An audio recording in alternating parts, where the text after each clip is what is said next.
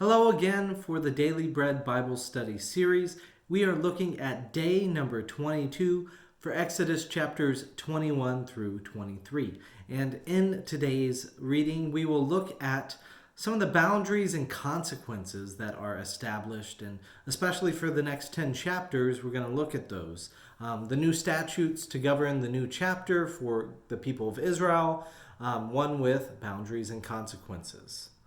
So I should also note as well too, because I am a 21st century scholar, I am a Texan, I am an American, I consider myself male. All of these things influence the ways in which I look and kind of will evaluate these laws. And so it's important to remember that our context matters for how we look at things.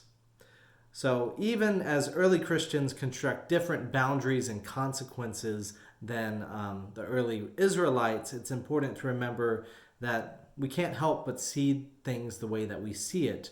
We're a product of our environment in a lot of ways, just like early Christians and early Israelites would be differing in their views. But being faithful to God looks different for modern day and early Christians than it does for the early Israelites. But yet it is still faithful to have boundaries and consequences in your life today, even if they are different than the boundaries and consequences for the biblical communities. At the same time, I want to preface this as well.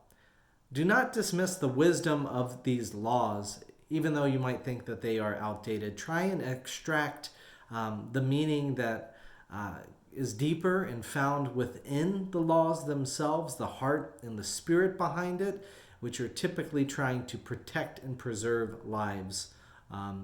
So that's kind of my thought. My hope is that the definition of faithfulness in the past will give you insight into your understanding of being faithful today. So yet again, let's look at the boundaries, which I consider the freedom and limits that are placed upon people. Especially, it answers the question of what is acceptable behavior for a society. And the consequences are simply that. What happens when someone goes too far and crosses a boundary? Let's look at Adam and Eve, for example. The boundary was you can eat anything in the Garden of Eden, so there was a lot of freedom, except for the tree of the knowledge of good and evil. That was a limit. And so they broke the limit set on the boundary, and the consequence was mortality, physical pains, and ultimately banishment from the garden. So with that in mind and that kind of example, let's get into the boundaries and consequences in Exodus 21. So in Exodus 21, they have laws concerning slaves. It's distrusting about who are, for me, it's a little distressing as a modern reader to look at the idea of masters over wife and children, distressing about a daughter being sold as a slave, right, and sold as a wife for that matter as well too. The idea of women being sold for men's uses.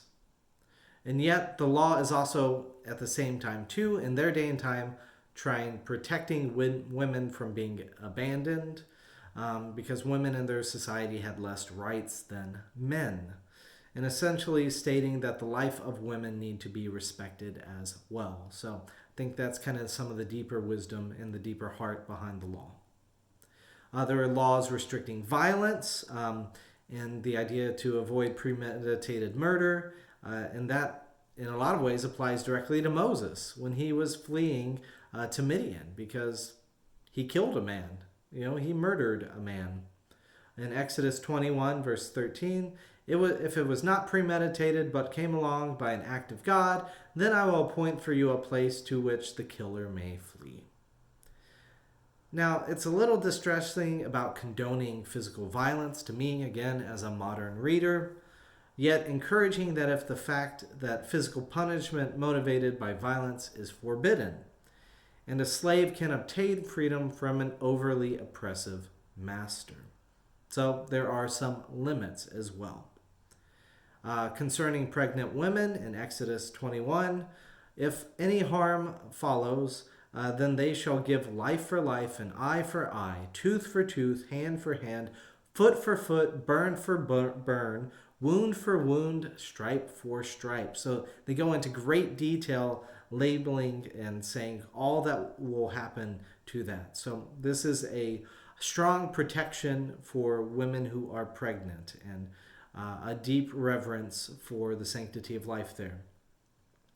Here is where the phrase eye for an eye is first documented in the Bible. And the idea is that if you have a consequence fitting to the injury, you don't, take, somebody's life for them taking a pinky would be kind of that idea. Something equivalent would be what is needed. So instead of killing someone who busted your tooth, you are entitled and yet restricted to only take a tooth away from their opponent. And the phrase eye for an eye is also famously used by Jesus when he advocates for not returning consequences for boundary violations in Matthew 5:45. But I say to you, love your enemies and pray for those who persecute you. So Jesus is even less about returning violence, even if violence is due to you. And he is less about equal trade in violence. So that makes me a little hopeful. There's laws concerning property at the end of Exodus 21, and proper handling of cattle and oxen. In Exodus 22, there's laws of restitution, consequences of thievery, and also consequences of disputed land ownership. There are social and religious laws, especially boundaries and consequences around sexuality concerning virgin women, boundaries and consequences around vulnerable people, resident aliens, widows, and orphans, who are all protected under the laws of God, and charging no interest on loans to neighbors, which in a lot of ways implicates our current system of interest and banking here in the United States. In Exodus chapter 23, there's the idea for justice for all, that boundaries around partiality and perverting the truth. Exodus 22 and 22:21 and Exodus 23:9 again state, you shall not oppress a resident alien. You know the heart of an alien, for you were aliens in the land of Egypt. So these laws given just to people who have recently been freed from the hand of Pharaoh. So the community is starting off as one that is open and accepting, and ones that have boundaries around resident aliens, people who come outside of the community, that they can be willing to be respected, even while they will at times need to go through processes like circumcision in order to be fully accepted within the community. So the sabbatical year and Sabbath, there are blue laws concerning relief and refreshment on the Sabbath, and a reminder to use the Sabbath to worship God alone. There is the institution of annual festivals, the festival of unleavened bread, the festival of the harvest or first fruits, the festival of ingathering, and the final fruits of the labor. There's boundaries of showing respect for the lamb who becomes your meal. You shall not boil a kid in its mother's milk in Exodus 23:19. So that's not, boil a child, a human child, but referring to a lamb's child, a baby or a sheep's child. The conquest of Canaan is promised, and it will be done little by little, as it says over time in verse 30. And then in Exodus 23:32 through 30, reminder to don't be corrupted by the boundaries and consequences of other nations. Instead, choose God's boundaries, saying, you shall not make a covenant with them and their gods, aka other nations, and they shall not live in your land, or they will make you sin against me. For if you worship their gods, it will surely be a snare to you.